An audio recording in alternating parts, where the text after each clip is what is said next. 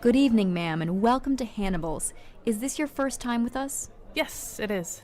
We do things a little differently here. We serve people. But don't all restaurants serve people? Not the way we do. Okay, well, tell me about the ravioli. Excellent choice. His name was Jimmy Ravioli, and he's oven-baked with crispy Yukon Gold potatoes, fava beans, and a nice Chianti. Do you have anything vegetarian? Do you mean someone who was a vegetarian? We do have Alan, who was a macrobiotic flexitarian, and we're serving him today with braised fennel and polenta. Was he free range? Totally. He was a jogger. Joggers are tough. I'm not sure that's what I want. As we say here at Hannibal's, YOLO Atway. I'm sorry, what's that mean? You only live once, and then we eat you. Huh. Well, how much is the jogger? $26.95. 26? That's outrageous. Seriously? You're eating at a cannibal restaurant, and you think the prices are outrageous? All right, that's a fair point. Today on the show, our continuing fascination, revulsion, and occasional amusement with people who eat people. And now he didn't know what to make of the new intern, so he settled on spaghetti sauce. Colin McEnroe. Okay, it is not true that we eat the interns. We don't even have any interns because we ate them. All right, so we're going to be talking about cannibalism today. We'll talk about it in the real world and in the fictional world. Towards the end of the show, you'll even meet a person who was prosecuted, not for cannibalism, but for fantasizing about cannibalism and talking as if he were maybe just about to engage in cannibalism. Somebody who was prosecuted and then ultimately freed. Anyway, well, that story is to come. So we're going to start in culture, but then we're going to move back into history, back into even the Bible, where cannibalism comes up maybe more often than you think, or than you might think. So let me tell you who's here with us today. Joining us by phone is Bill Schutt, a professor of biology at LIU Post and research associate at the American Museum of Natural History, where they do not have a cannibalism diorama. That was a different show we did anyway. He's the author of Cannibalism, A Perfectly Natural History. And Charles Bramesco, freelance film and TV critic, writer for sites including Rolling Stone, Vanity Fair, and The Verge, and author of the article, We're Living in the Golden Age of On-Screen Cannibalism. He's joining us from the NPR studios in New York City. So, Charles, let's begin with you then. Make the case for the idea that we're living in the golden age of on-screen cannibalism. Yeah, for sure. I think it's more than just the fact that we're seeing an influx of entertainment featuring cannibals, but it's more a reinterpretation of what that type means, about examining the motives behind cannibalism, the ramifications that it has on the people who practice it, whether, this is a willing process or something that they do against their better judgment, sort of trying to resist it. We're seeing altogether a more nuanced approach to the material, and it's being stretched in a bunch of different tonal directions as well. It's being mined for comedy on Netflix's series The Santa Clarita Diet, and it's also pervaded the world of art film. There's a fine film called Raw by a director named Julia Ducournau that came out earlier this year about young girls coming of age, with cannibalism used almost as a metaphor for the tumultuous urges of adolescence. And so let's pause with one of those, because I think that there's maybe the fulcrum that we're looking for there. So the Santa Clarita Diet, which I've watched a little bit of, is a black comedy featuring Drew Barrymore and Timothy Olyphant, and they are real estate agents, which I think might actually be significant. But they're real estate agents, and she's developed this thing where she doesn't look like a zombie. She just looks like her normal self, except that she has developed this appetite for human flesh, which she's shown graphically and bloodily consuming. It's like the human flesh eating equivalent of a pie eating contest or something. I mean, she's just got, blood dripping down her chin and all this kind of stuff. And so this is a change, and we'll get to maybe where that we'll see change happen. But Charles, this is a change in the sense that the cannibal isn't depicted as the other, quote, capital T, capital O, right? The cannibal here is a real estate agent who just happens to have gone off the rails in one particular area of her life. And it's funny because obviously it transgresses against this very basic taboo, but it's not funny in a way like, look how completely weird this person is, right? Some of the normalness of her is somehow or other part of the viewpoint of the show. Yeah, absolutely. It's that's the idea is the comedy comes from the show's willingness to take this material seriously and imagine how a real person, a recognizable person, a friend, a neighbor, and a wife would handle being placed in a situation that is to us fanciful.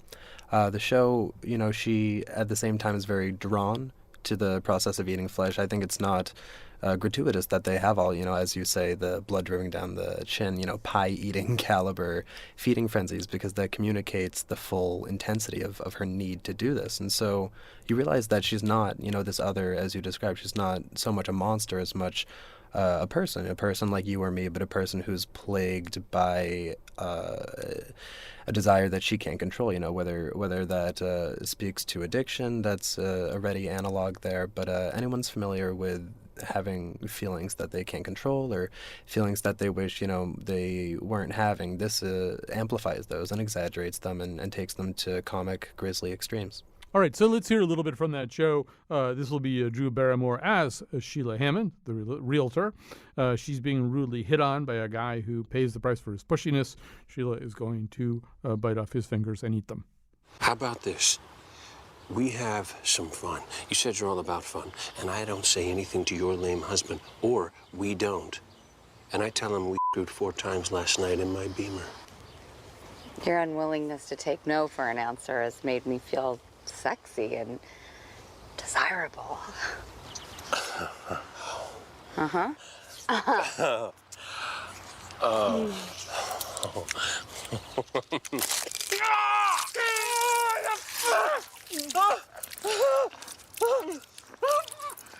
I know. Weirdest foreplay ever. You ate my fingers. I do not hate your fingers. Ate my fingers. All right. I think that's Nathan Fillion as the guy who gets his fingers bitten.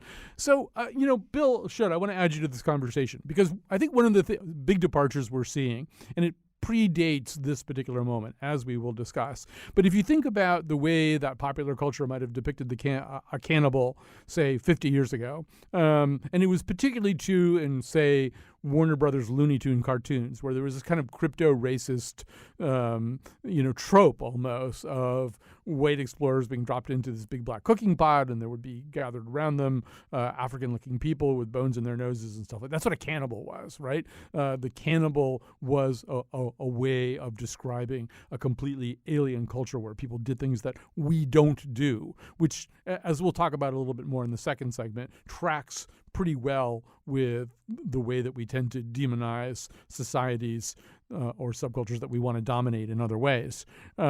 But this notion, Bill, that the cannibal might be somebody living next door to us, it's a very different kind of depiction and argument about cannibalism. What do you make of that? Yeah, I certainly think it's a new take on an old theme, and as you said, classically, when you hear the word cannibalism, you have these knee-jerk reactions, and you certainly don't think about the person next door, or a realtor, or somebody that you might sit down to a regular meal with. This is really sort of from what I can tell, it's a new take on this.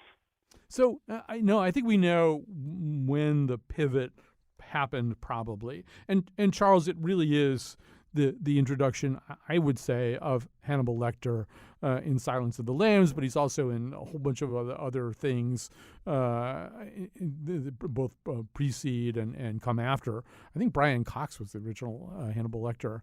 But anyways, we see this guy who, far from being this, primitivized being, is like smarter than we are and kind of louche and appealing in certain ways, witty and possessed of a peculiar moral code, but a moral code nonetheless. He can do horrible things to people, but he doesn't like other people doing horrible things to people. So and I guess, Charles, I'm kind of wondering what was going on there. I mean, one argument would be that we just kind of domesticated all of the ghouls, that if you can have a louche, entertaining vampire, you can have a louche, entertaining cannibal, etc.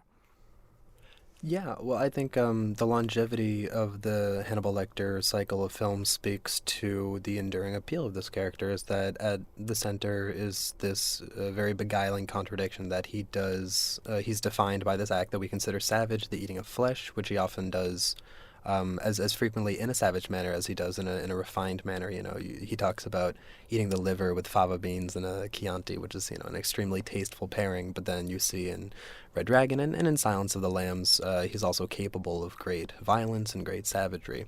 And so seeing this lifestyle made sort of sophisticated, made almost seductive by the way that Lecter carries himself, he almost wears this taste for flesh as a sign of refinement. And so this character begs the question, what is it that separates a sane person from a cannibal? Is just the willingness to do so. And Hannibal Lecter makes the very troubling suggestion that when you reach a higher plane of morality, that's how he considers himself at least, that the distinction between eating animal flesh and eating human flesh falls away, and it's just a matter of simple taste. So, Bill Schutt, if our villains and our horror figures are about our anxieties, our anxieties are a little bit different. And I think you can make the same argument with vampires. Vampires used to be Eastern European, and they said things like, listen to them, children of the night. And there was this sense that they existed in this very, once again, capital O, other place. This other place. They weren't us. We're not vampires. They're vampires. And gradually vampires kind of crept into our neighborhoods and began to talk much more like we talk and look much more like we look. And I don't necessarily need to construct some kind of uber cultural theory here right now, but it seems like all of this is more about our notion that we're not comfortable with each other. That the people that we're around are potentially. I mean, even if you think about The Walking Dead, ultimately what becomes scary in The Walking Dead is not so much the zombies, but the other people who've survived the zombie apocalypse. They're like worse than any zombie. It's like we're more frightened of each other these days than we are of some weird thing that lives somewhere else. Yeah, for sure. I mean, I don't. What's the question there? I'm not. Well, I guess I'm not sure, Bill. I guess, Bill, I'm wondering, does it seem anyway as though we're focusing our anxieties in a different place? But if we make cannibals into someone who is basically, an exaggerated version of our most bullying college professor, are we in fact sort of saying something about where our anxieties are right now? Yeah, I suppose. I mean. As I said, this is sort of a new take on an old theme, and it's innovative, and I think that cannibals and vampires come in and out of style, and there's sort of 20, 30 years ago it was vampires, and all of a sudden they got really sexy, and now you're seeing a slightly different take on cannibalism. All right, let's hear a little bit from Hannibal. This is from the TV series Hannibal, because people could not get enough Hannibal Lecter. This is Hannibal throwing a dinner party at which he serves a paralyzed colleague. Sorry about this if you're on your lunch hour right now. A paralyzed colleague his own cooked leg, explaining that it's practical use of an otherwise wasted limb. Here we go. Clay roasted thigh and canoe cut marrow bone. Shall I carve? I think you already have. Your legs are no good to you anymore.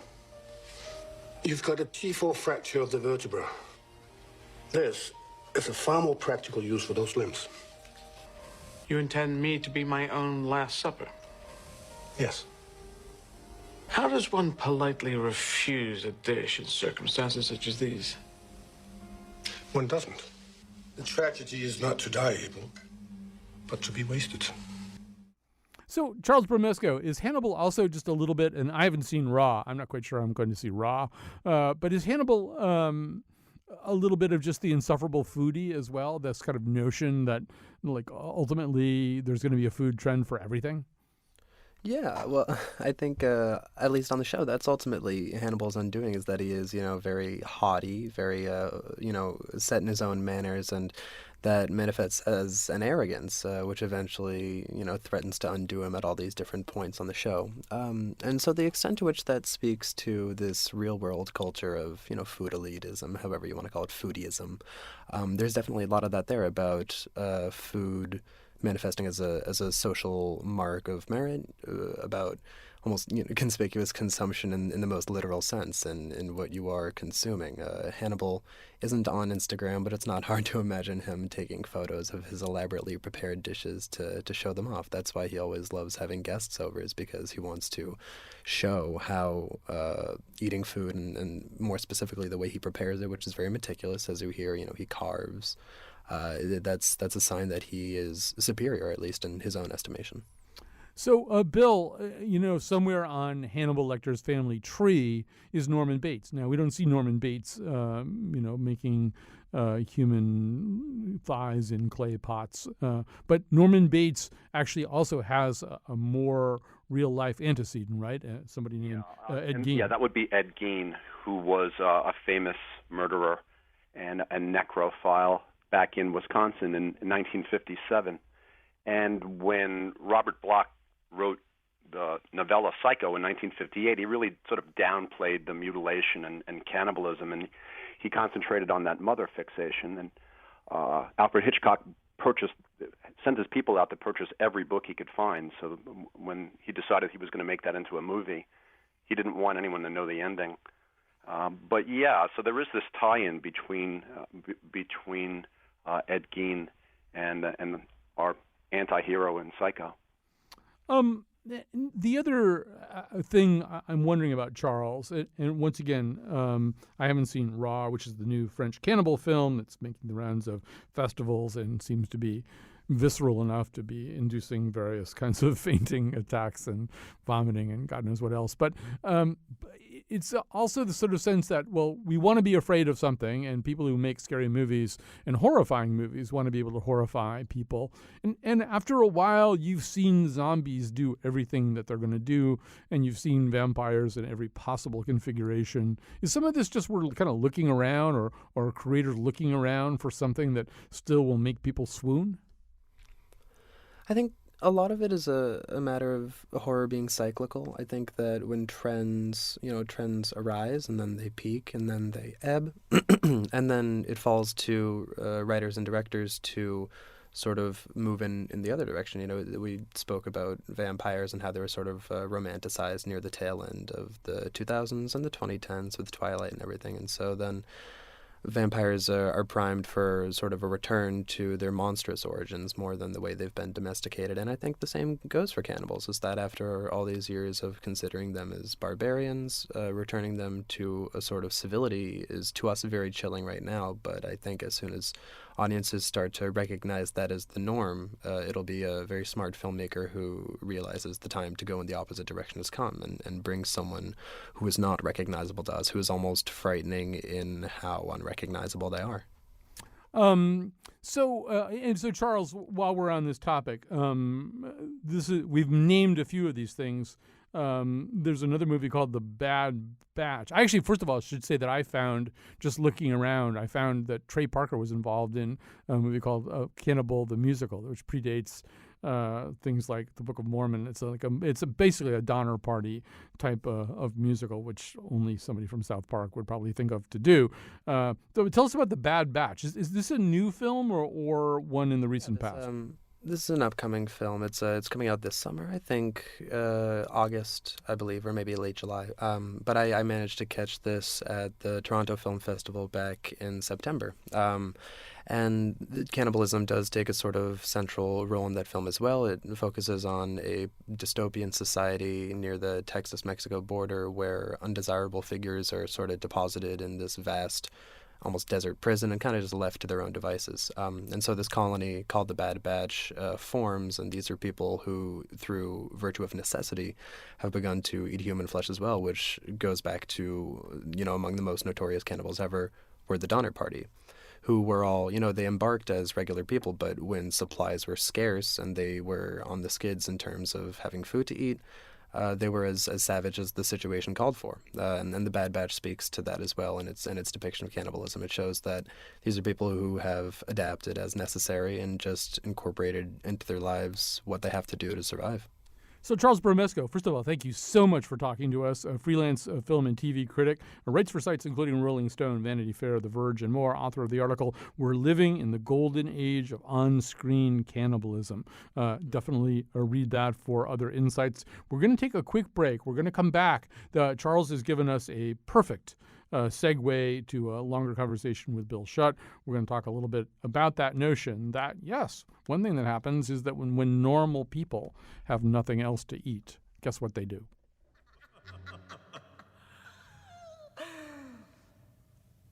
What is that? It's fop, finest in the shop. And we have some shepherds pie peppered with actual shepherd on top. And I've just begun. Is a politician so oily? It's served with a doily of one. Put it on a bun. Well, you never know if it's going to run. Try the fryer, fry the dryer. No, the clergy is really too coarse and too mealy. The actor, that's compactor. Yes, and always arrives overdone. All right, we're back talking about cannibalism, as only this show can, I think. Or maybe not. Maybe other shows do. Who knows? Terry Gross may have something like this coming up. Bill Shutt is with us right now, professor of biology at LIU Post and research associate at the American Museum of Natural History. He's the author of Cannibalism, A Perfectly Natural History. So, Bill, we're going to talk about places where maybe cannibalism is a little bit more normalized, places in history where it's been intentionally engaged in for various reasons, places on the globe where maybe it's not so weird. But I maybe we should start by putting one fundamental premise on the table and tell me if you disagree. But it just seems like anybody, any group of people, I mean, on the one hand, cannibalism is this terrible taboo, that place where absolutely nobody should go. Jeffrey Dahmer is the most horrible person in the world. He's worse than other serial killers because he ate people. That makes it worse somehow. There's sort of that taboo. But then there's, this understanding, or maybe it's an understanding we don't have, that we're all, 10 years of bad food supply away from eating other people. Every world famine in history is accompanied by documentation, usually, of cannibalism, whether it's China in 1960 after the Great Leap Forward, Russia in 1921, Jamestown, the original European arrivals in America, Ireland during the famine, right? I mean, one reason people eat other people is when there's nothing else to eat. Yeah, I think that survival cannibalism spans this cultural taboo that we've had in the West probably for around 2,000 years. When there's nothing else to eat, it's not really a matter of choice at a certain point. Your body is, in a sense, cannibalizing itself, and you come to the point where, in this extreme stage of starvation, where you are either going to consume the dead or feed the dead to your kids or to your loved ones, or you're going to perish. And so at that point, the choice is made. It's not something that you can sort of plan out. So there's that. And then we have to sort of talk a little bit about our own nature, too. So keeping in mind, Bill, that I've done my 23andMe profile, and I have more Neanderthal DNA than 72% of the population, and I'm very sensitive about microaggression. There's this notion that maybe one of the places we get this whole cannibal thing is from our Neanderthal forebears. Where do you come down on that one? Yeah, I don't think that that's the case. I think that before we had, I believe that ancient humans cannibalized when necessary. It might have been part of their culture once that started to develop. It might have been a funerary rite. It might have been a way to deal with your enemy after you killed him. But I don't believe that it's something that was necessarily passed down by the Neanderthals. There is evidence in several different ancient human societies that cannibalism took place, whether it was cannibalism because of a lack of food, or whether it had some other, whether it was culinary cannibalism. I don't think that a lot of these folks back then were worried about Western taboos because they didn't exist yet. So when you had meat in front of you, whether it was human or from something that you killed, these types of questions probably didn't come to mind. It was just a matter of, well, there's this meat. What are we going to do with it? and often I imagine it was eaten. Yeah, no, actually, in my Neanderthal family, there's a joke that was passed down for generations. It was like when a Neanderthal says, "You don't like your mother-in-law? Just eat the noodles." All right, so we have to talk about the Bible. You don't think about the Bible as a place where there's a lot of cannibalism talk, but in a way you'd be wrong. I mean, particularly we'll come to communion in a second, but in the New Testament, there's mostly, I would sort of say, talk in the form of admonition more than, hey, you're a bunch of cannibals. Yeah, I mean, there are really two things going on in the Bible, and one is, as you mentioned before, transubstantiation, when you talk about communion. But the other is your basic siege cannibalism, where you have the cities of Jerusalem and Samaria that are surrounded. There's no food, and now there are descriptions of possible cannibalism occurring within these cities. Right, but it's usually one of the prophets or the voice of God saying, if you don't change your ways, repent, whatever, this is what's going to happen. Right. So, I mean, it really is kind of held up as a very undesirable outcome. Absolutely. And it's a warning, and you have an opportunity to divert your life's course so that you avoid that particular eventuality. Okay, so then we get into the New Testament. We have the complex notion of transubstantiation, which is the argument that the wafer and the blood are not simply symbols, but in fact true manifestations of the flesh and blood of Christ. Anecdotally, it's been even said that missionaries in other places have found it contrary to all of our stereotypes that people in other cultures have said, you eat your God? Wait a minute, why would you eat your God? That's very weird. So tell me how you process the notion of Holy Communion through the lens that you're using. Well, I mean, a lot of this starts back in 1215 when Pope Innocent III basically said that the consecrated elements of the Eucharist were literally transformed into the body and blood of Christ. And this got a lot of people, I'm sure a lot of people thought this was really strange because Jesus had spoken and he had used symbolism before, I am the gate or I am the true vine, and I'm sure not many people thought that he was talking literally. But here was an instance where what seems to be a symbolic ritual was basically determined not to be, and up until this very day, in 1965, Pope Paul VI reconfirmed the fact that this was not a symbolic event, that you were literally during communion, you were literally consuming the body and blood of Jesus Christ, and anybody who believed that it was a symbolic event or ritual was not really a good Roman Catholic, for example.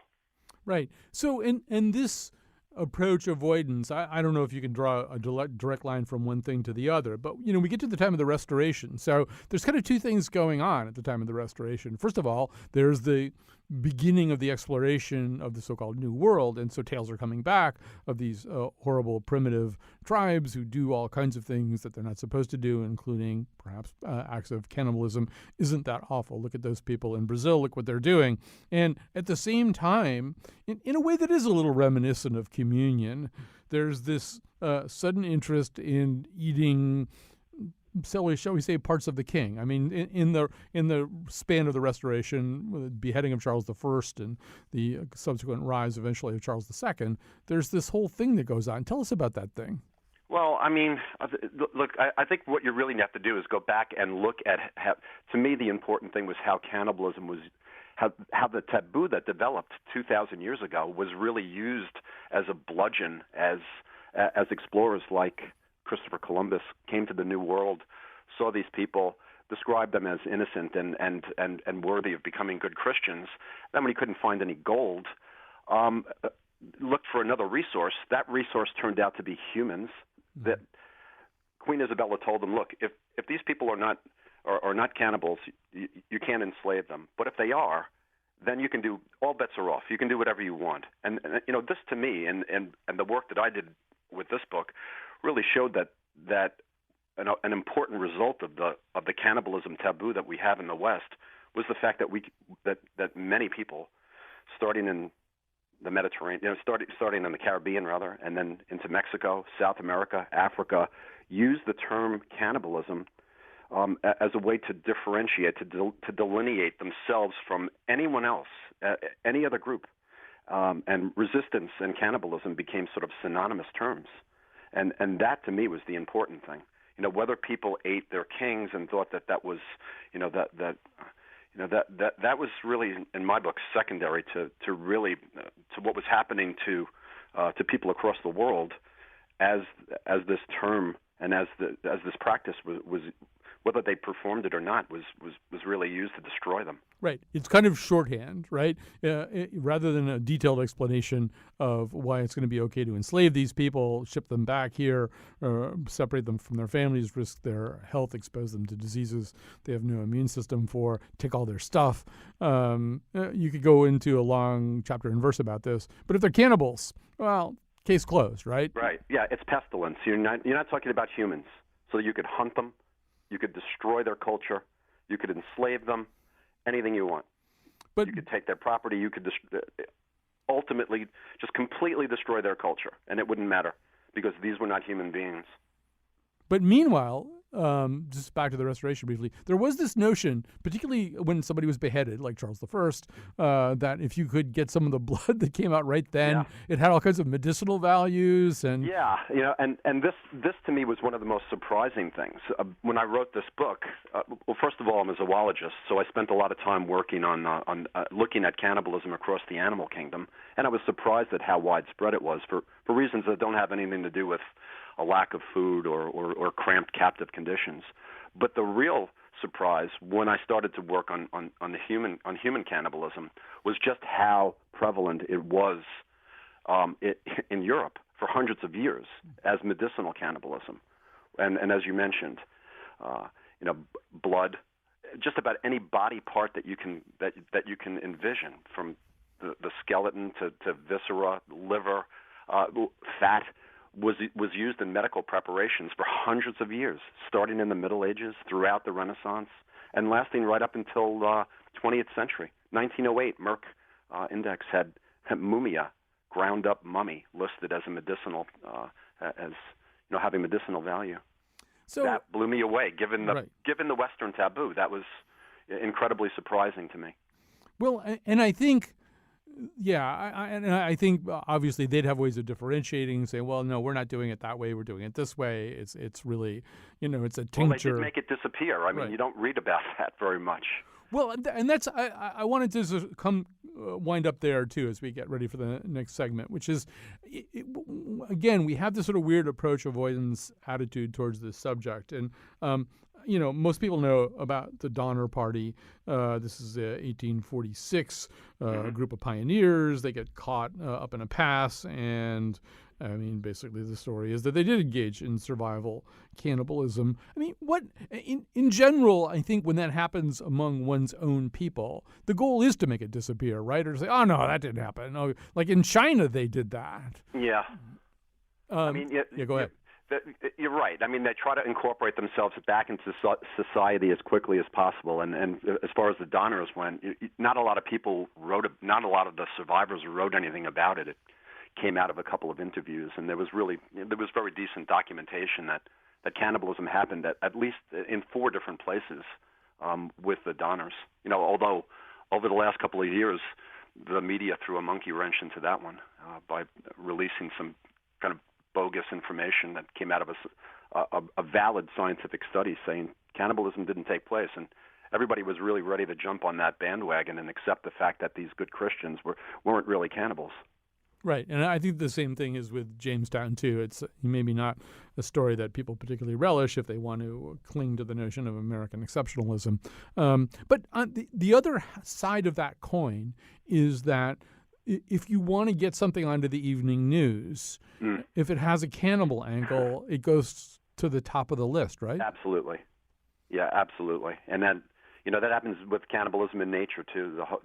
We've been dealing recently about this whole idea that global climate change has turned polar bears into cannibals, when that's not a reality. And the real story is more interesting than that. But that's not to say that the media forgot to mention that scientists have known for over 100 years that bears will eat their young whenever they can get a hold of them. Right. So they left that out because that wasn't the sexy part. The sexy part was, that cannibalism was taking place, and then they added that on to global climate change, and they had their story. Right. So our final segment is going to be about an interview with somebody who was depicted in the media that way. But it's even the phrase that you just used. I know exactly what you mean by it, too. That cannibalism is the sexy part, that somehow or other there's a little bit more to this story if it involves cannibalism. Oh, no doubt. Yeah, but why would that be? I mean, in some ways, it's this thing we don't want to hear about. We don't want to hear about it, particularly in connection with nice Western, Judeo-Christian people just like us. But then we do suspect it somehow, or I don't know, we're titillated by it somehow, too. Yeah, no doubt. And I think it's because it has become the ultimate taboo for a number of reasons. I had a chapter in my book used to be called Blame It on the Greeks. And because I wondered, where did this taboo come from? And if you look back, it probably started with Homer and Polyphemus, the Cyclops, and then moved to the Romans, and then William Shakespeare.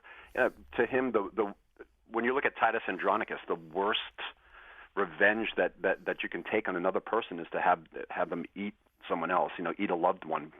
And then moved to the Brothers Grimm and Daniel Defoe, and there was this snowball effect that took place that to the point where now, and the early anthropologists thought the same thing.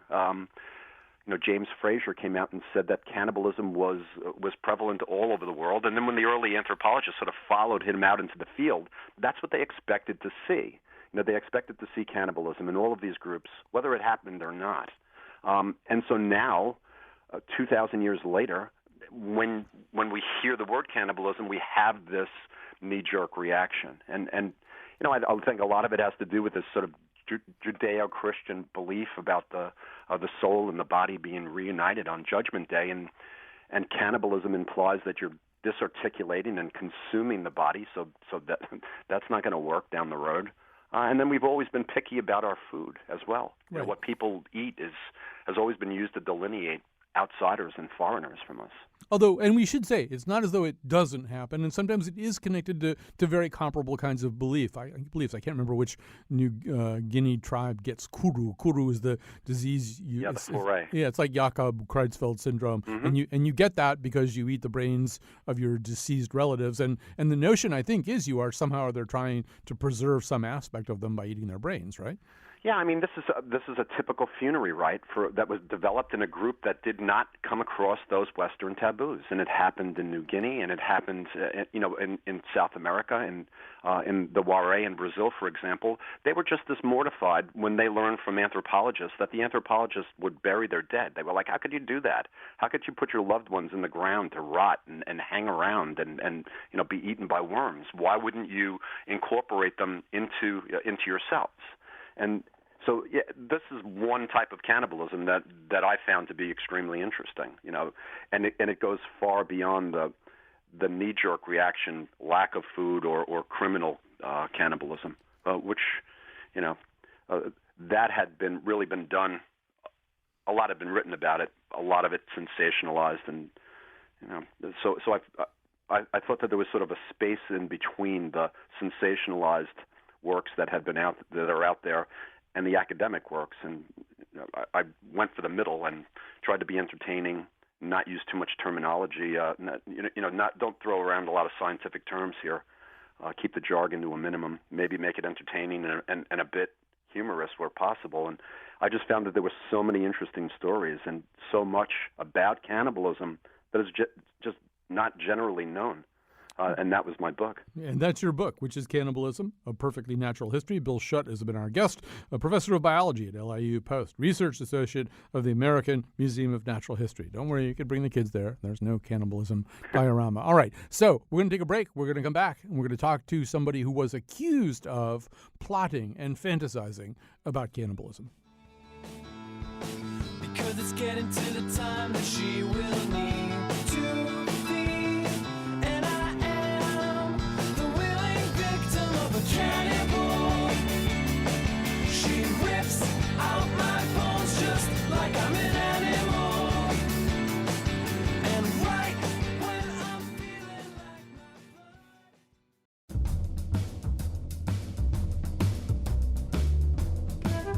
like cannibal has so much baggage. Maybe if they changed the name to something like Anthro-tarian.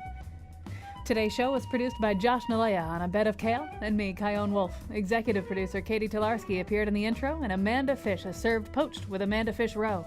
The part of Bill Curry was played by Johnny Depp. And now, back to Colin. So our final guest here today, and this is a show produced as only Josh Nalea can produce a show. Our final guest today is Gil Valley. Gil Valley, former New York City police officer who spent 21 months in prison before being exonerated and released. He's the co-author of Raw Deal, the untold story of NYPD's cannibal cop, as he was known in the press. We were just talking about how the press likes to go wild with stories that have a cannibal element. So, first of all, Gil Valley, thank you for joining us. Thanks, Colin, for having me. Thanks for the opportunity. Really appreciate it. And this is clearly a very comfortable afternoon drive subject. Yeah, exactly.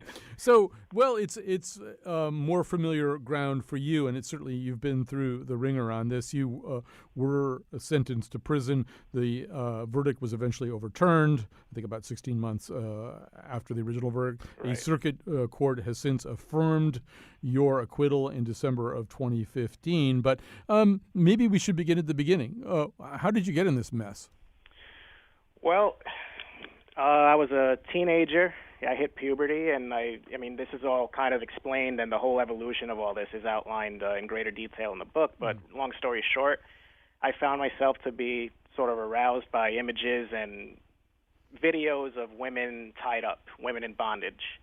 From there was a pornography website that catered to more cannibalism interests, and I started to incorporate the whole cannibal theme into the fantasies that I was having. Now, I never actually was into the actual eating of the person. It was more the woman tied up and being prepared for a feast or dinner or whatever. I was not really into the blood and gore stuff. Other people that I role-played with were, but I understand why the moniker stuck with me and continues to stick with me today. So the problem was that you were on these online sites, these kind of dark web sites, yes, where people talk about this stuff. It appeared that you were talking about not only your generalized interest in things like that, but your specific interest in preparing, cooking, and maybe eating your then wife, and maybe some other women too. You know, why, if in fact you don't really want to do stuff like that, why would you be talking to other people about it? Well, as you said, it was a fetish website. It was a fantasy website, and it's for people to explore sexual fantasies. The whole gamut of stuff on this website. Now, my fantasies are unusual. Admittedly, people say they're deviant, abnormal. That's fine. But sexual fantasies typically involve people that you know in your life. When someone has a fantasy, they think about the hot girl at work or in her, in your class, or someone in your life. So that part of the story isn't unusual, but that's what scared people, was the fact that the role plays and stories involved women that I knew in my life. Right. So your problem was that the hot girl at work was 185 degrees. Right. And so, you did get, part of the problem for you at trial is that there were Google searches on how to prepare human meat, where to find huge cooking trays, how to cook a woman alive. Is that just, I don't know, one argument that I've seen, or one way I've seen you quoted is, in order to participate in these things and maybe even be a desirable participant in these fantasy, fetish, dark web sites, the more that you can kind of come up with details, the more interesting a conversational partner you are. Is that why you were looking up all this stuff? Yeah, exactly. My role plays and stories, they started to get a little repetitive, and people enjoyed role playing with me because I focused on details, and I'm a good writer. The FBI thought that my stories were a real conspiracy, so I looked stuff up to sort of add new things to these stories, and I'm finding myself sort of doing it again. Since the first book, I'm taking a swing at a horror novel, and the things I'm researching are somewhat similar to the things I was researching back then, but now I'm doing it as part of a clearly fictional book. But it was no different from what I was doing back then, because it was always all fiction, and none of it was real. These were quote-unquote conspiratorial plans with screen names on the internet. These were anonymous people. I never knew who they were, where they were from. I never knew their names. There were never phone numbers exchanged. These were just people who I knew by their screen names. These were fictional plots that were supposed to be taking place in a mountain house in Pennsylvania with human-sized ovens, just all kinds of stuff that didn't exist. Right. So, I mean, it's like, yeah. Well, first of all, I just want to say if you're writing a novel, I hope you get to go to a writer's conference. I would recommend Bread Loaf under the circumstances. I'll jot that down, okay. Obviously, write what you know. So, look, I think you, even better than our previous guest, Bill Schutt, could tell people what it's like when the media gets hold of this. There was some way in which Cannibal Cop just attached itself to you with crazy glue, right? And do you have a theory about like why was this such a compelling story compared to all the other wacky stuff that goes on in the world? Yeah, there's a lot of wacky stuff. There are police officers who get arrested. I don't want to say frequently, but it happens. But when my thing happened, the whole cannibal story really blew up, and the whole Cannibal Cop thing had sort of a ring to it. If the FBI waited a month, I would have been promoted to sergeant, and I would have been the cannibal sergeant, but I don't think that sounds as good. Anyway, that's a stupid joke, but... No, alliteration, I get it. Yeah. So, oddly enough, I was kind of shielded from everything when I was arrested because I was in solitary confinement. I didn't have access to anything. I didn't really grasp how big it was until I was let out of prison, and I eventually read all the stuff that was written about me. And I think it's just the sensational allegations. You know what I mean? I was this police officer who was going to abduct and cook women, and it just sort of blew up. And I think your previous guest hit on it. People hear the word cannibalism, and it's like a whole new ballgame. Right. Gil, we have very little time left, but I do want to know, okay, so first of all, you're basically in the clear there now, although there was some thought that it could conceivably go to the Supreme Court. Have you received any assurances one way or the other about this? The case is completely over. There's over, nothing that's going to the Supreme Court. I'm completely exonerated, and I have a couple of lawsuits in now. So what's life like? I mean, this isn't unless you're going to... you're doing a show like this one, you're writing books about it and everything. Yeah. You're not trying to make it go away. So, I don't know, you meet somebody new. What's that like? It's complicated. When I was out of prison, I was worried, okay, I'm out, I'm free, but how am I going to be received in society? What am I going to do for work again? I couldn't go back to the police department, and my name is easily, people type my name into Google and boom, there you go, all kinds of articles. So it was difficult. There was a lot of misinformation still out there. People were making up their minds about me based on myths that were presented early on in the case, and an HBO documentary came out. It wasn't close to what I was promised, so I was sort of pushed to finally get my story out. And you're right.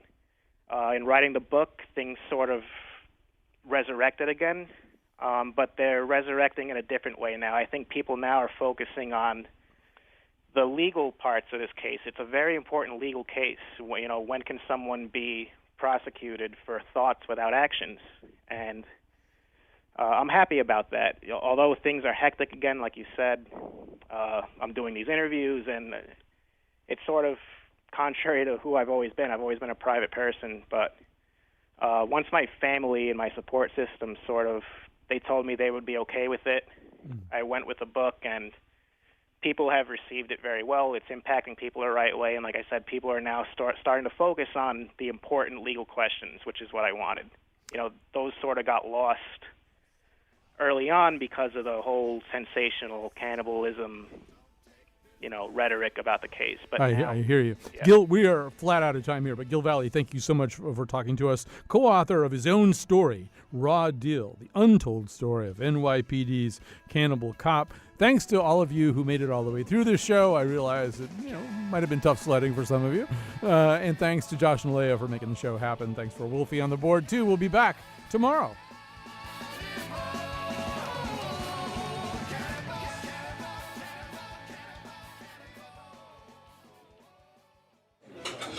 Thanks for coming to Hannibal's, and have a great night. Oh, and how was your service? Well, to be honest, Our waiter wasn't very good. I mean, stew? Again?